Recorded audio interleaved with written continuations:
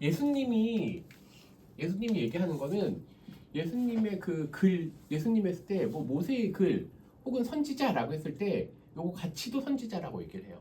그러니까 그냥 그들의 특징이야. 그러니까 다른 말로 얘기하면요. 한국의 배경에서 성경을 보는 거, 예수님의 말씀을 해석하는 거랑 예수님은 철저하게 구약적인 그 문화에서 살았단 말이에요. 그러니까 이렇게 얘기하는 거예요. 모세의 글, 선지자의 글, 다윗의 시. 그러니까 다윗은 그런데 이렇게를 두 개를 묶어서도 표현해. 이해가 안 됐거든. 왜 다윗이랑 묶었는데? 그런데 원래 걔네들의 문화예요. 왜냐면 옛날에는 책이 이렇게 롤이었잖아요. 그러니까 이걸 그냥 하나로 묶어놓은 거야. 토라로 묶고, 느비임으로 묶고, 케투빔으로 묶고. 근데 편집이 되면서 이거를 이제 장별로 나눈 거죠. 그래서 이렇게 세 가지가 이제 있는 거예요. 그래서 선지자라고 했을 때는 요걸 얘기하고 있는 거예요. 바울은. 즉 우리가 말하는 구약에서부터 이런 선지자의 글이라고 했을 때 모세도 선지자, 느비임이라고 하는 선지자, 다윗도 역시 선지자. 그러니까 2절에서 이 복음은 즉 하나님 나라의 복음, 하나님의 복된 소식은 선지자들을 통하여 그의 아들에 관하여 성경에 미리 약속된 것. 그러면 2절을 해석할 때 그의 아들이라고 하는 건 즉 구약에서의 중심 주인공은 예수님인 게 맞아요. 자, 그런데 성경을 해석하는 사람들 중에 모든 걸 예수님한테 맞추는 사람이 있어. 근데 그거는 조금 지양해야 될 부분이에요. 그러니까 모든 걸 예수님한테 맞추면 성경의 해석이 이상하게 될 때가 있어요. 그래서 우리는 이런 거예요. 구약의 주인공이 예수님인 건 맞아. 예를 들면 영화를 볼 때 주인공 있잖아요. 그런데 우리가 주인공이 등장하지 않는 장면들도 있잖아요. 근데 우리가 주인공은 염두에 둬. 그렇지만 그 내용이 흐름이 가잖아요. 구약은 그런 부분이에요. 구약의 주인공은 분명히 예수님인 건 확실해. 그렇지만 그럼에도 불구하고 예수님이 등장하지 않거나 혹은 예수님이 안 보이는 것처럼 보이는 부분들도 등장을 해요. 뭐 예를 들면 잠언 같은 게 그렇죠. 네, 그래서 이 복음은 하나님이 선지자들을 통하여 그의 아들에 관하여 성경에 미리 약속된 것, 즉 그래서 성경에 약속된 것이라고 해서 구약이라고 얘기하죠. 약속, 신약 이렇게 있죠. 근데 그의 아들에 관하여 말하면 이제 구약에 대해서 간단하게 다루고 이제 예수님에 대한 걸 우리한테 보여주고 있는 거예요. 바울은요. 그의 아들에 관하여 말하면 육신으로는 다윗의 혈통에서 나셨고 다윗의 혈통에서 났다라는 게 어디에 등장하죠?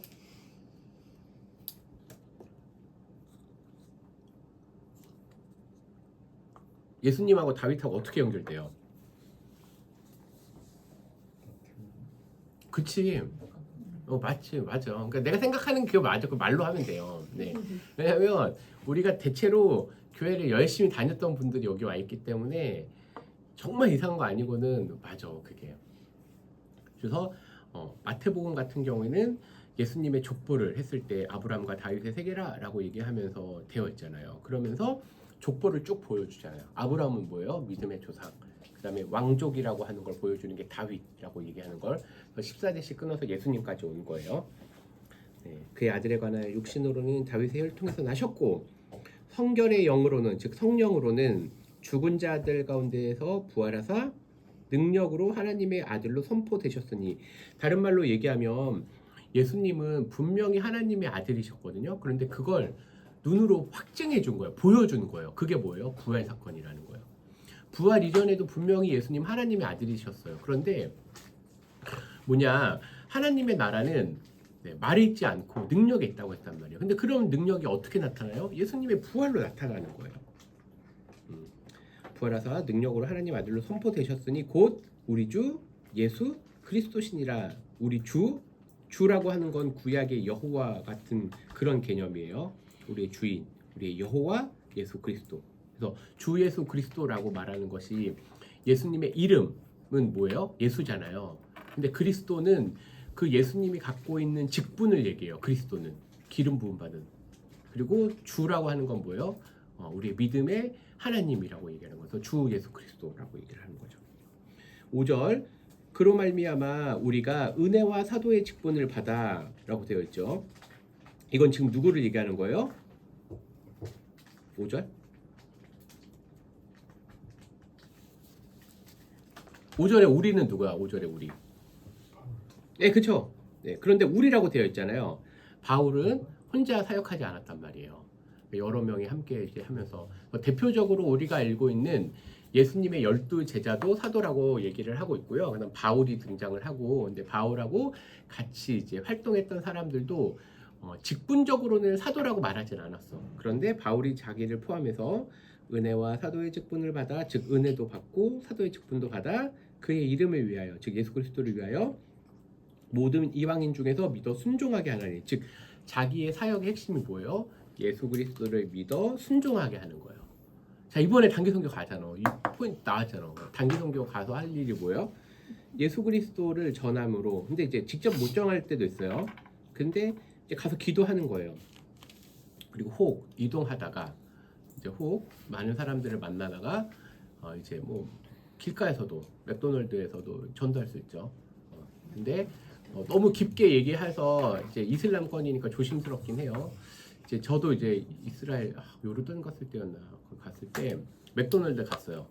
가면은 우리 팀에 영어를 잘하는 애들 엄청 많았어. 근데 걔는 전도를 안 해. 근데 저같이 영어 하나도 못하는 애가 전도해. 왜냐?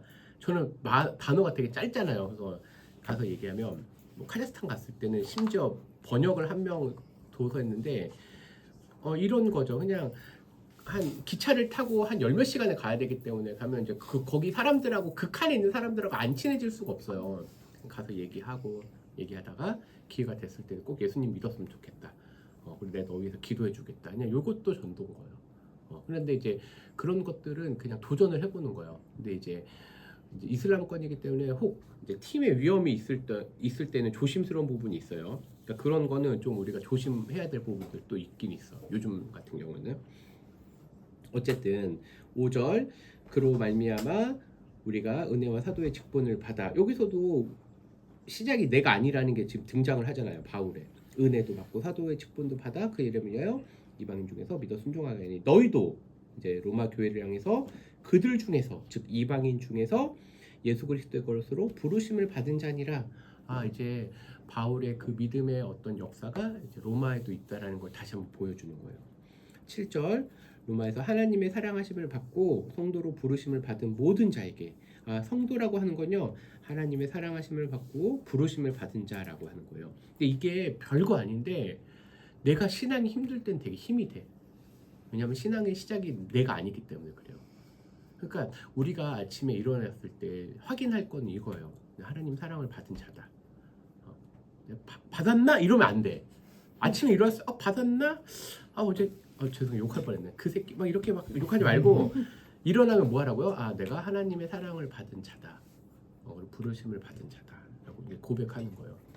예전에 한 10년, 15년 전에 이거 같이 그때도 공부했을 때 당시에도 이제 막 그런 게 있었어요. 이제 막 이렇게 어떤 우울증 얘기도 되게 많고 이런 게 있었는데 지금은 이제 그게 더해졌죠. 사람들은 확신을 못 하는 거예요. 그런데 이런 이제 말씀을 읽을 때, 그래서 설교보다 성경 자체를 읽으라고 하는 게 이거예요. 왜냐하면 목사님이 얘기하고 하면 저 긴가민가 이런단 말이야. 근데 성경에 있는 것 자체를 읽으면 맞아. 여기도 써 있잖아요. 너희가 예수 그리스도의 것으로 부르심을 받고, 또 로마에서 여기 7절은 바꾸면 돼. 서울에서 하나님의 사랑하심을 받고 성도로 부르심을 받은 모든 자에게. 내가 여기 들어가는 거거든요. 하나님의 사랑과 부르심을. 하나님 우리 아버지와 주 예수 그리스도로부터 은혜와 평강이 있기를 원하노라.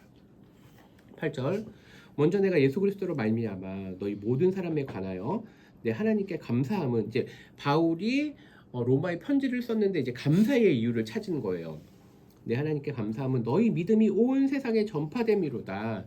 지금 바울은 로마 교회가 얼마나 믿음의 싸움을 했는지에 대해서 얘기해요. 우리가 아까 그 요한계시록 얘기를 들었었잖아요. 요한계시록에서 보면 로마는 엄청나게 사실 핍박을 받는 곳이기도 해요. 이제 초대교회 때는 그나마 조금 완전 처음에는 좀 덜했는데 이제 네로 때부터 계속 핍박이 있을 때 이제 지역적으로 어떤 지역 혹은 일부만 일어났는데 거의 대부분 로마가 들어가요. 왜냐면 황제가 로마에 살았기 때문에. 그러니까 계속 로마 성도들은 핍박을 엄청 받았어요. 혹시 이번에 갔을 때 그 아까 목사님 했던 카타콤은 있잖아요. 근데 로마에도 이제 그런 부분이 있었는데 카타콤 부분 이제가 있었고, 사실 카타콤이 발달된 데가 어디냐면요, 저기 터키가 더 많아요. 튀르키예 부분이. 거기가 그러니까 핍박이 훨씬 더 심했다고 알고 있어요. 왜냐면 로마는 수도였기 때문에 이제 원체 이런 게 있었고 터키 같은 경우에는 아까 지도에서 봤지만 건너편이잖아요. 그러니까 식민지에서 더 세게 했을 수도 있어요. 그래서 이제 이런 것들이 발달을 하죠. 자, 먼저 내가 예수 그리스도로 말미암아 너희 모든 사람에 관하여 내 하나님께 감사함은 너희 믿음이 온 세상에 전파됨이로다. 내가 그의 아들의 복음 안에서 그의 아들의 복음 안에서 그라고 하는 건 하나님이죠. 하나님의 아들, 즉 하나님의 아들 예수 그리스도의 복음 안에서 내 심령으로 섬기는 하나님이 나의 증인이 되시거니와 항상 내 기도에 쉬지 않고 너희를 말하며 어떻게 하든지 이제 하나님의 뜻 안에서 너희에게로 나아갈 좋은 길 얻기를 구하노라. 그러니까 바울은 지금 계속해서 복음에 대한 전달 그리고 복음에 대한 어떤 도전을 하고 있어요. 내가 너희 보기를 간절히 원하는 것은 어떤 신령한 은사를 너희에게 나누어 주기를 경고한다. 아까 얘기했지만 신령한 은사라고 할 때 우리가 신령한 은사는요 복음이라고 생각하는 게 훨씬 더 좋아요. 그러니까 우리가 은사라고 얘기하면 자꾸 은사라고 할 때 뭘 생각해요?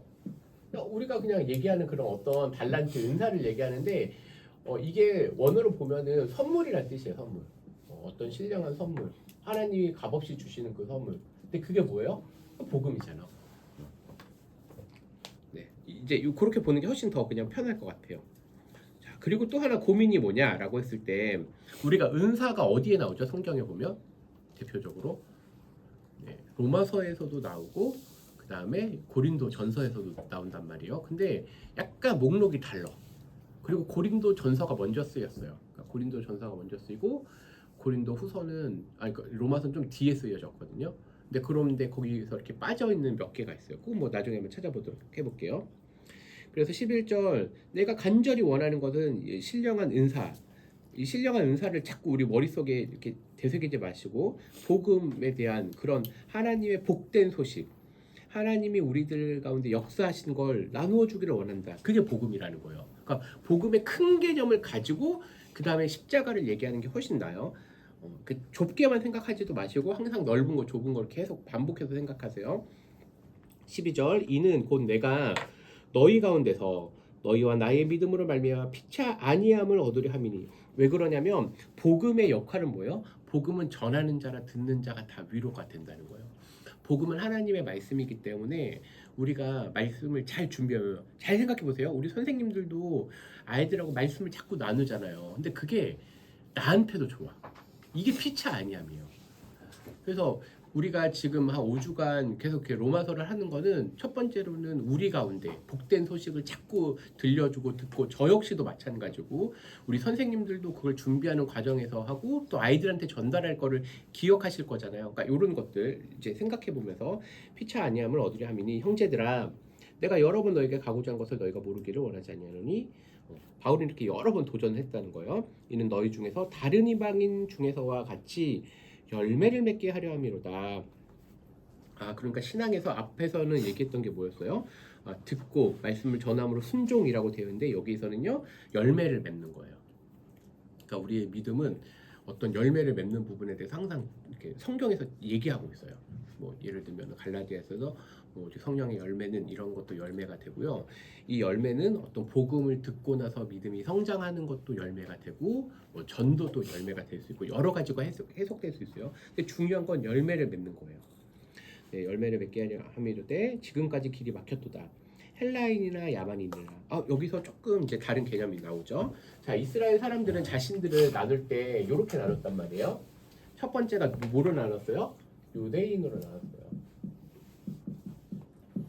네, 그리고 이방인으로 나누는데 이방인은 사실 대부분은 헬라인을 얘기하는 거예요. 헬라 로마. 그리고 요 밑에 이제 자기네 등급보다 더 낮은 게 야만인이에요. 이렇게 그러면 이제 여기 부분에서 나오겠죠. 헬라인이나 야만인이나. 네, 그러니까 책에 유대인들 외에 어떤 지금 얘네들의 사고관이에요. 헬라인이나 야만인이나 지혜 있는 자나 어리석은 자. 그러니까 두 가지를 가지고 모든 걸 다루는 거예요. 근데 왜 이제 14절에 헬라인이나 야만인이라 얘기했냐면 이제 이런 부분이에요. 로마에는 이방인들이 많잖아요. 그러니까 그 이방인을 표현한 단어가 헬라인과 야만인이에요. 그러면 여기 당시에 로마에 있었던 야만인은 누가 있을까? 뭐 예를 들면 저기가 될 수 있겠죠. 뭐 저기 뭐야 골지방이나 이런 데서 왔던 게르만 민족이나 이런 사람들도 역시 야만인에 포함이 되는 거겠죠. 형제들아 14절 헬라인이나 야만이나 지혜 있는 자나 어리석은 자에게 다 내가 빚진 자라고 했어요. 자 15절 같이 한번 읽겠습니다. 시작. 그러므로 나는 할 수 있는 대로 로마에 있는 너희에게도 복음 전하기를 원하노라. 네, 여기 써 있잖아요. 바울의 어떤 사역의 핵심은 복음 전하는 거예요. 그러니까 복음은 믿음을 아는 사람도 들어야 돼. 로마 교인이 몰랐던 거야. 로마 지금 교회 보낸 거잖아요. 성도들이 복음을 알았어요, 몰랐어요? 알았다고. 그런데도 복음을 전해요. 그러니까 이거는 단순히 예수 믿고 잘 되자 부분이 아니라 하나님의 나라의 일, 이게 다 복음인 거예요. 그러니까 그렇게 했을 때 설교 역시 이런 부분이에요. 복음이라고 하는 거는 하나님이 이렇게 일하셨습니다를 자꾸 나누는 거죠. 사실 우리가 지금 중등부 예배는 나눔을 많이 하지만 원래는 설교 부분은 선포가 훨씬 더 많아야 돼요. 그건 뭐냐면 하나님의 복된 걸 전하는 거. 근데 이제 오늘날 이제 우리가 교육이 이 선포했을 때 물론 듣는 이제 분들도 계시지만 이제 그런 문화가 아니기 때문에 자꾸 저도 고민을 하는 거거든요. 선포되는 거. 16절. 자, 그런데 내가 복음을 부끄러워하지 아니하노니 이 복음은 모든 믿는 자에게 구원을 주시는 하나님의 능력이라고 되어 있어요. 아, 복음은 믿는 자에게 구원을 주는 하나님의 능력이라고 되는 거예요. 그러니까 이걸 선포를 하는 거죠. 자, 근데 복음이 뭐냐라고 했을 때 17절에 복음에는 하나님의 의가 나타났다고 되어 있어요. 복음에는 하나님의 의가 나타나서 믿음으로 믿음에 이르게 하나니 기록된 바 오직 의인은 믿음으로 말미암아 살리라 함과 같으니라. 자, 복음에는 하나님의 의가 나타났다고 되어 있어요. 자, 그런데 그럼 우리가 이제 여기서 고민스러운 부분이 이제 이런 거죠. 자, 항상 성경을 해석해야 될 때는 큰 그림을 그리고 나서 이제 조그만 걸로 가면 돼요. 자, 바울이 로마에게 전하고 싶은 게 뭐였어요? 로마 교인들한테 된 게 복음이었어요.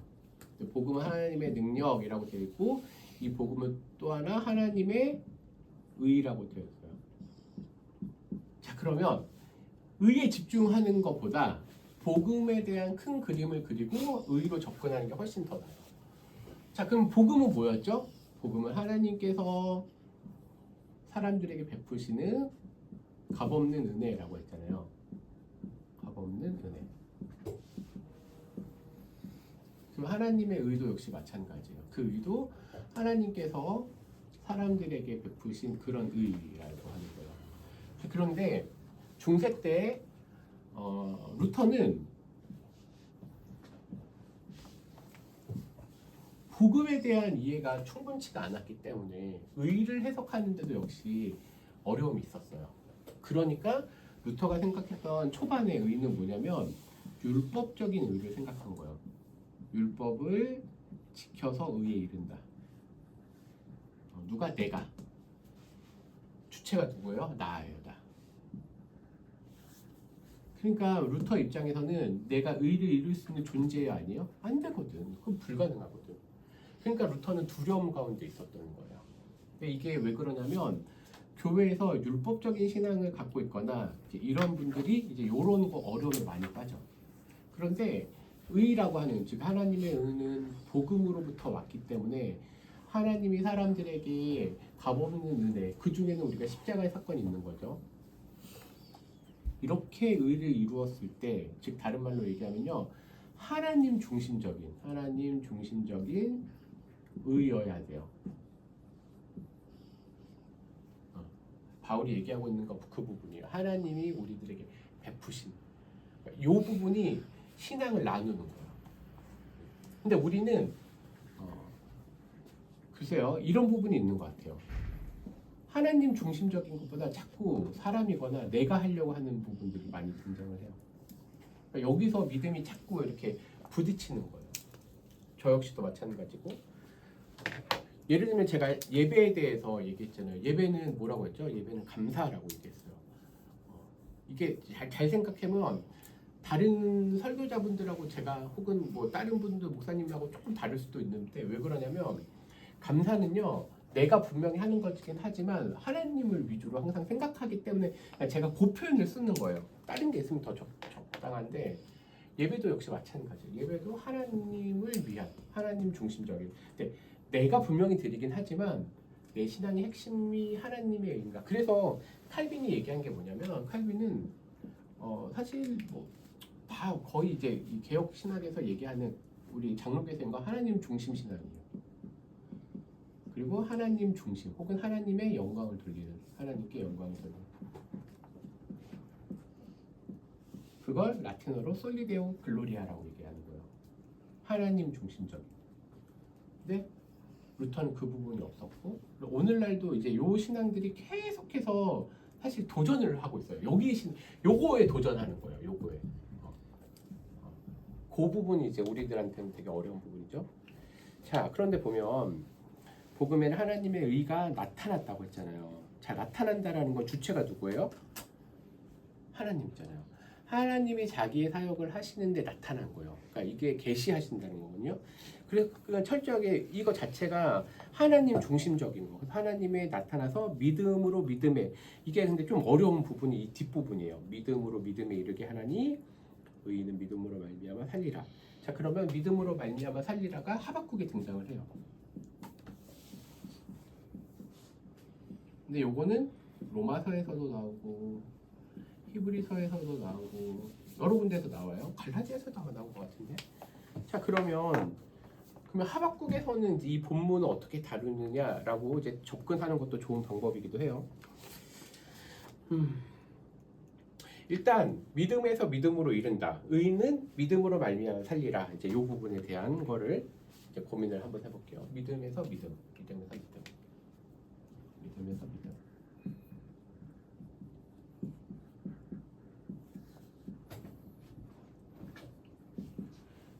일단 믿음은 어떻게 시작되죠? 바울이 이제 큰 그림을 이렇게 보여주는 거예요. 믿음에서 믿음 두 가지를 썼단 말이에요. 이 믿음은 뭘까요? 첫 번째 믿음은 뭐냐면 내가 하나님을 믿게 되는 그 믿음인데 하나님을 믿게 되는 그 믿음의 시작이 누구예요? 하나님 거예요. 그러니까 하나님이 우리로 믿게 하셔요. 누구요? 하나님이 어떤 분인지. 말장난 같지만 근데 원래 그래. 하나님이 우리로 하여금 믿음을 주셔서 우리가 하나님을 믿게 해요. 근데 거기에 예수 그리스도를 믿는 믿음이 포함되는 거예요. 자, 우리가 지난번에 배웠지만 예정 배웠죠. 예정. 하나님 우리 선택했다고 했잖아요. 그리고 우리를 소명,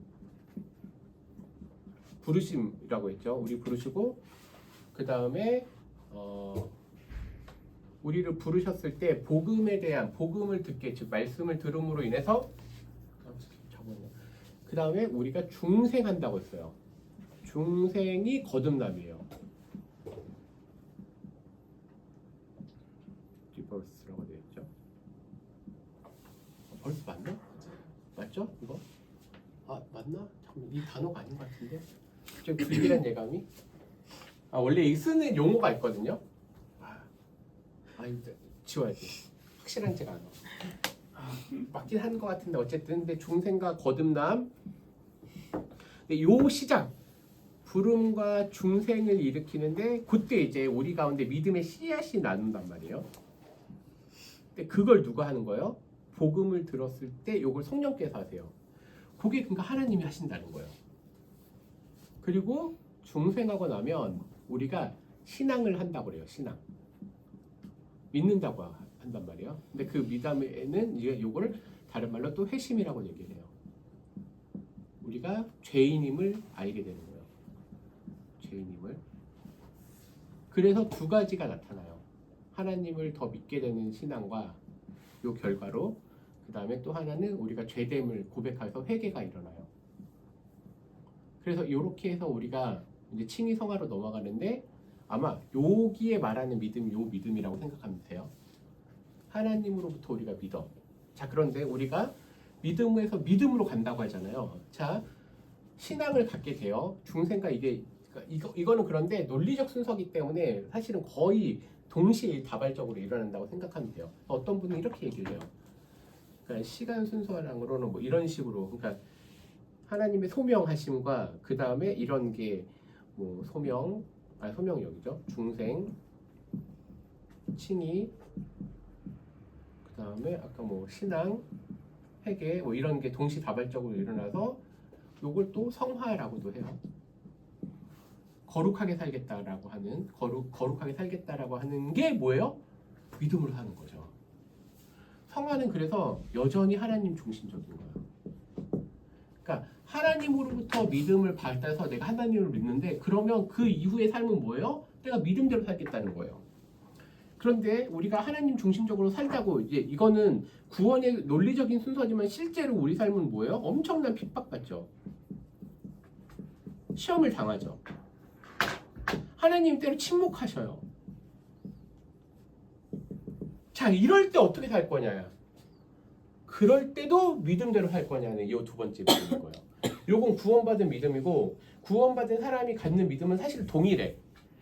나누지 않았어. 원래는 하나의 믿음이에요. 그런데 우리가 개념적으로 그냥 나눈 것뿐이에요. 자, 그럼 잘 생각해 보세요. 내가 어떤 상황 속에서 있든지 간에 앞에서 지금 얘기했던 게 뭐예요? 바울이 자기가 하나님의 사랑받은 거, 하나님의 부름받았다라고 하는 거 얘기했잖아요. 그 부르심은 소명이잖아요. 하나님의 부름받은 존재는 여기부터 여기까지 뗄 수가 없어. 그냥 하나라고, 통이라고. 그런데 이제 개념적으로 나눠서 설명을 해준 거예요. 하박국도 마찬가지예요. 이스라엘 백성들이 하나님의 부름을 받았잖아요. 근데 얘네들이 율법대로 이스라엘 살았어요? 안 살았어? 안 살았다고. 그러니까 믿음대로 살라고 하는 말은 다른 말로 얘기해요. 율법으로 돌아오라는 건 하나님 중심적으로 살라고 하는 얘기라는 거예요. 그래서 율법대로 살아라. 율법대로 살아라는 게 뭐예요? 이거예요. 믿음과 믿음. 율법과 율법은 사실 분리할 수 없어. 원래는 분리할 수 없어. 하나였어. 그런데 개념적으로 우리가 죄된 거기 때문에 이 개념을 나누는 거예요. 그러니까 내가 믿고 있는 바와 내가 살고 있는 바를 나눌 수가 없다고. 원래는 동일한 거라고.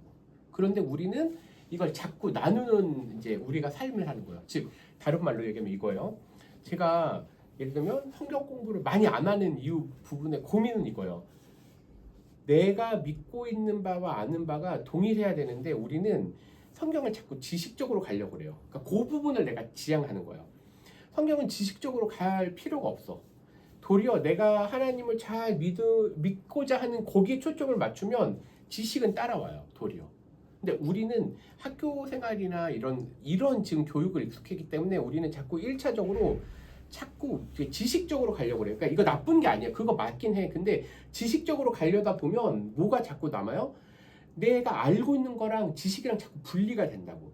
그러니까 자꾸 저는 일로 가라는 얘기예요. 지금 내가 믿음대로 살려고 계속 노력하다 보면 지식에 대한 고민이 따라오거든요. 그러니까 그 고민이지. 근데 성경은 어쨌든 믿음에서 믿음에 이르게 한다. 그다음에 하나님의 의로 한다라고 되어 있어요. 그러면 하나님의 의, 하나님 중심적인 의는 뭐냐라고 했을 때 하나님이 하신 일이에요. 하나님이 뭐 하셨죠?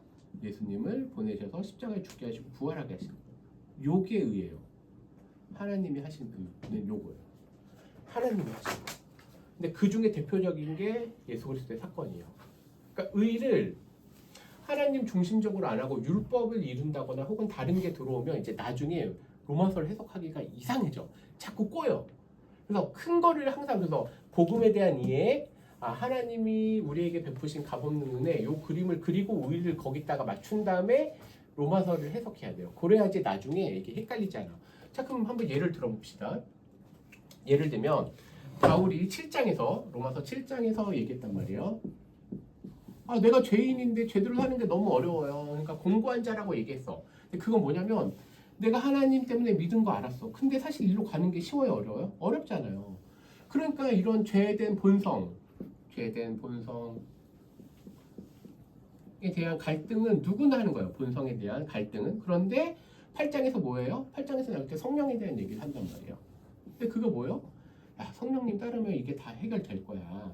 그러니까 흔들리지 마. 그래서 8장 후반절에 뭐가 나왔어요?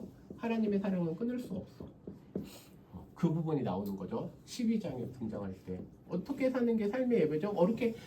어떻게 사는 게 값없이 하나님의 은혜를 쓰는 거죠? 이거죠. 하나님이 우리에게 복되신 은혜 다 알고 있잖아. 그러니까 그거를 믿음대로 살아봐. 그 믿음. 그때 말하는 게 이 두 번째 믿음인 거예요. 그게 우리가 얘기하고 있는 삶의 예배인 거예요. 근데 그 삶의 예배가 어떻게 나오죠? 라고 했을 때 이게 12장 후반부터 13장은 여러 가지 모습 중에 신앙의 윤리로 나와요. 근데 신앙 윤리라고 하는 거는 우리가 말하는 윤리랑 좀 다른 개념이에요. 뭐냐면 착하게 살아야지 대한 윤리가 아니라 믿음을 가진 자가 믿음대로 사는 윤리예요. 그런 믿음, 그런 윤리를 얘기해요. 그래야 할 때 어떤 게 있어요?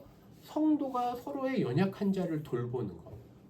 그리고 교회 안에 서로 미움이 등장하잖아요. 자, 그런데 그때 이 믿음이 아니야. 지금 이 믿음에 대한 고민인 거예요. 하나님께서는 우리들 가운데 핍박과 시험과 침묵과 교회 갈등과 여러 가지가 있잖아요. 자, 그런데 그때 믿음대로 살 거냐? 요 믿음 얘기하는 게 아니라 지금 요 믿음 하는 거예요. 그게 뭐예요? 이거랑 연결이 되는 거잖아요. 아, 삶의 예배가 요거구나. 하나님 우리에게 값없이 주신 거 너희들 기억하고 있지? 그러니까 너희는 뭐예요? 너 자신을 내려놓고 희생하고라고 하는 게 여기서 등장을 그때 하는 믿음이에요. 그게 거룩한 삶의 제사를 자꾸 드리라는 거예요. 근데 이 원리는 구약에서도 마찬가지예요. 하나님이 너희를 택했잖아. 언제 택했죠? 라고 얘기했을 때 이렇게 얘기하는 거예요. 그래서 출애굽기 12장에서 등장을 하고 있는, 출애굽기는 구속사역이잖아요. 출애굽기. 하나님이 죄된 본성 아래 있는 것처럼 악한 무리에 속해져 있던 애굽에 있었던 이스라엘 백성들을 건지셨잖아요. 근데 여기 건지셨을 때 뭐가 있었죠? 여기선 예수님의 십자가의 사건이 있었죠. 근데 출애굽에 뭐가 있었어요? 양을 드렸잖아요. 양. 근데 여기 이제 10가지 재앙이 있고. 자, 그러고 나서 어떤 일이 발생했죠? 죄된 백성들이 구원받아서 하나님의 복된 백성으로 살아가는 거잖아요. 근데 하나님께서는 이스라엘 백성들을 10가지 재앙으로 인해서 광야로 이제 보내셨죠. 근데 광야는 훈련의 장소긴 하지만 약속의 땅이 있죠. 약속의 땅이 어디예요? 가나안 땅이잖아요. 여기 가는데 광야에서 첫 번째 있었던 시내산에서 했던 게 뭐예요? 출애굽기 19장, 20장, 19장에서 뭐예요? 하나님이 너희를 택했다. 그래서 독수리의 날개로 너희들 끄집어내지 않았냐? 니네들이 했니? 아니라고 하는 거예요. 하나님이 하셨잖아요. 하나님이 독수리 날개침 너희를 부름받아서 너희를 제사장 나라 거룩한 백성으로 불렀잖니. 그러니까 그렇게 살아? 나 어떻게 살아? 20장에 10계명이 등장을 하는 거예요. 예수님께서 우리가 죄된 본성으로 살았는데 십자가에 죽으심과 부활하셨어요. 근데 우리한테 필요한 건 뭐예요? 이 사건에 대해서 믿는 거예요. 그래서 값없이 이 놀라운 구속의 사역을 나한테 주신다고 했어요. 그리고 나서 여기서는 율법을 주셨죠. 그런데 율법이 우리가 돌판으로 주셨잖아요. 돌판은 변하지 않는다는 약속이에요. 그런데 이 돌판에 다른 말로 예레미야에서는 이걸 뭐라고 얘기해요? 마음판에 새긴다고 했어요. 마음판에 어떻게 생기죠? 성령이 우리 가운데 계신다는 거예요. 구약과 신약은 이렇게 연결돼요. 돌판에 새긴 것처럼 성령은요 마음의 법인, 즉 하나님이 누구신지, 하나님의 말씀이 무엇인지 왕당시 법복 얘기했을 때 그런 것들이 이루어지는 거예요. 성령께서 그거대로 살라고 얘기하는 거예요. 율법대로 살라고 하는 건 이거랑 그래서 분리할 수가 없어. 실제로는 이런 사역들이 있음이 하나님의 은거예요. 자, 그러면 이제 우리가 그 부분은 이제 거의 다 끝났고 오늘 1장까지밖에 못할 것 같아요. 자, 그런데 18절부터 완전히 문장이 바뀌어요. 하나님의 진노가 라고 되어 있어요. 갑자기 복된 하나님의 소식을 얘기하는데 18절에 하나님의 진노가 누구한테예요? 불의로 진리를 막는 사람들. 불의라고 하는 건 하나님을 인정하지 않는 사람들. 근데 그게 이제 대표적으로 어떤 이제 이방인들도 나올 거고 뒤에는 유대인들도 나올 거예요. 하나님의 진노가 불의로 진리를 막는 사람들의 모든 경건하지 않은가? 불의에 대하여 하늘로부터 나타나나니. 이제 이런 게 어려운 이제 문장이죠. 어쨌든 그냥 쭉 한번 읽어볼게요. 하나님의 진노가 하늘로부터 나타난다는 거예요. 근데 어떻게 나타나는 거냐라고 했을 때 이는 하나님을 알만한 것이 그들 속에 보임이라. 요거를 이제 칼빈은 그 종교의 씨앗이라고 얘기했어요. 그러니까 하나님을 지금 우리가 알고 있는 하나님을 알지 못하는 사람들도 두려움이 있잖아요. 그 두려움의 그 감정의 이면에 뭐가 있는 거예요? 그게 종교의 씨앗이라고 되어 있는 거예요. 하나님을 알만한 것. 이거는 정확하게 하나님을 알지 못하지만 무언가에 대한 두려움이 있는 것. 이거를 우리는 이제 일반 계시로 우리가 보는 거예요. 자연 만물의 어떤 현상 속에서 두려움을 느낀다거나 혹은 어떤 막연한 어떤 신적 두려움이 있는 것. 그런 게 있다는 거예요. 그들 속에 보임이라. 하나님께서 이를 그들에게 보이셨다. 이거는 복음을 듣지 못해도 알게 하신 거예요. 이걸 일반 계시적으로 보여주신 거예요. 20절 창세로부터 그의 보이지 아니하는 것들, 창세로부터 그의 보이지 아니하는 것들. 하나님은 영이시니까 보이지 않겠죠. 하나님의 여러 가지 사역들이 사람들 마음 가운데 두려움으로 존재를 해요. 그러니까 많은 사람들이 뭐예요? 그 두려움의 감정을 없애고 싶은 거야. 이게 근세의 문화예요. 근세 문화는 여기서 시작하는 거예요. 하나님을 없애고 싶은 그거. 그래서 그 하나님을 없애고 싶은 근세의 문화의 핵심이 뭐예요? 이성이 이제 등장을 하는 거예요. 이성이. 그러니까 그 전까지는 하나님을 알기 위한 이성이었다면 근세부터는 하나님을 없애고 싶은 이성이 등장을 해요. 그 대표적인 게 뭐예요? 프랑스 혁명이에요. 이제 그렇게 보이는 거예요. 어쨌든 창세로부터 그에 보이지 아니하는 것들, 곧 그의 영원하신 능력. 이제 보충 설명 있잖아요. 하나님의 영원하신 능력과 신성이 원래는 모든 만물 가운데 충만히, 그러니까 우리는 자연 만물을 보고 어떤 걸 보면 막 아름답고 감동하잖아요. 근데 그건 우리는 하나님을 아니까 그게 다시 복구가 됐는데, 여전히 하나님 알지 못하는 사람들은 그거를 끊어버리고 싶다고. 그의 영원하신 능력과 신성이 그가 만드신 만물에 분명히 보여 알려졌나니 그러므로 그들이 핑계하지 못할지라. 그러니까 하나님께서는 분명히 심판을 하실 거예요. 자, 그럼 사람들이 얘기하는 게 뭐예요? 이순신 장군 어떻게 할 거냐는 거예요, 항상. 근데 이순신 장군의 마음 가운데도 뭐가 있어요? 양심이라는 게 있어요. 근데 그 양심의 역할이 뭐예요? 하나님을 두려워하는. 근데 그게 우리가 알고 있는 성경에서 말하는 그 하나님이 아닐 수 있어.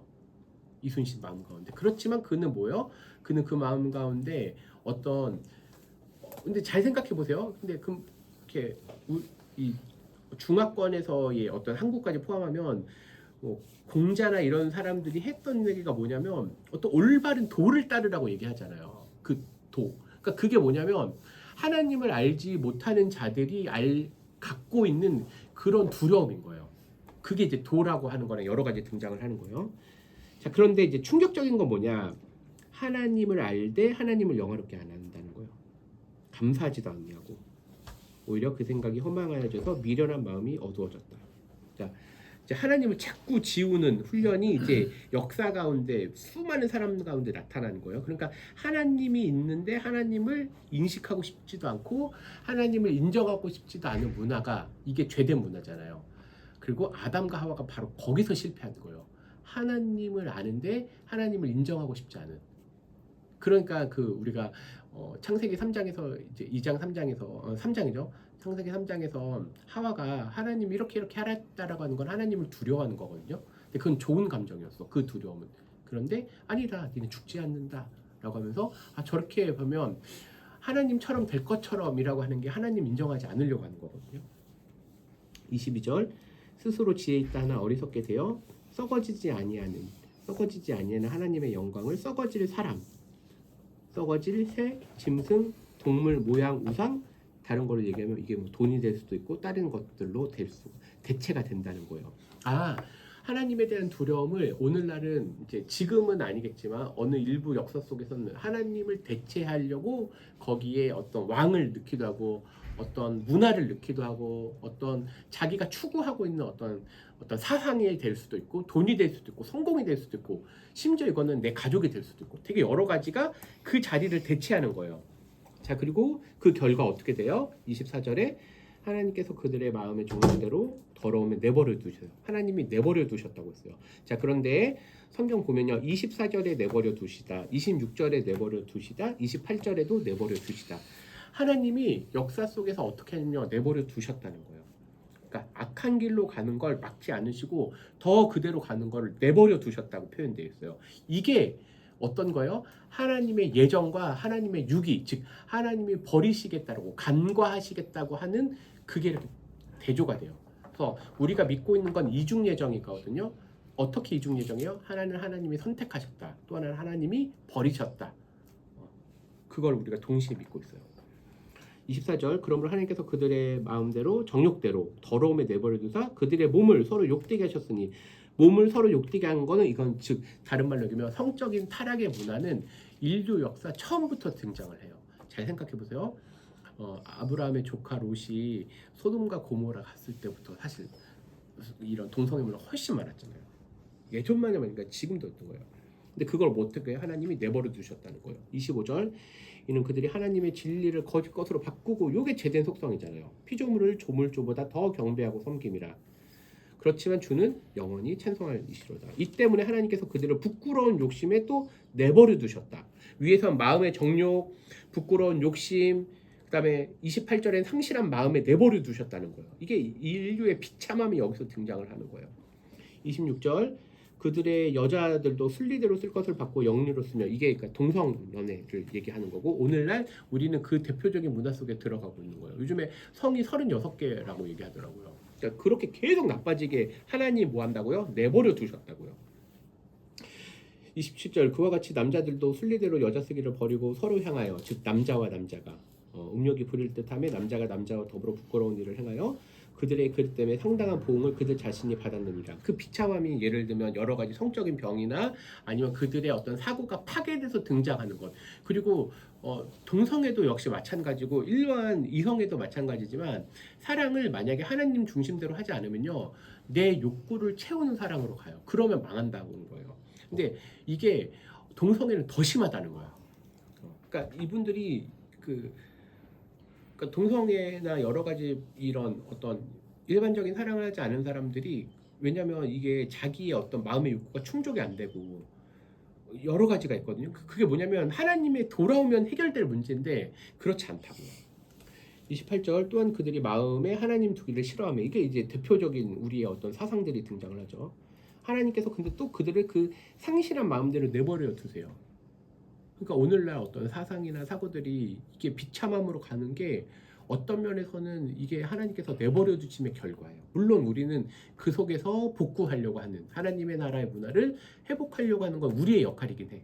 근데 어쨌든 역사는 그렇게 점점 갈 거다.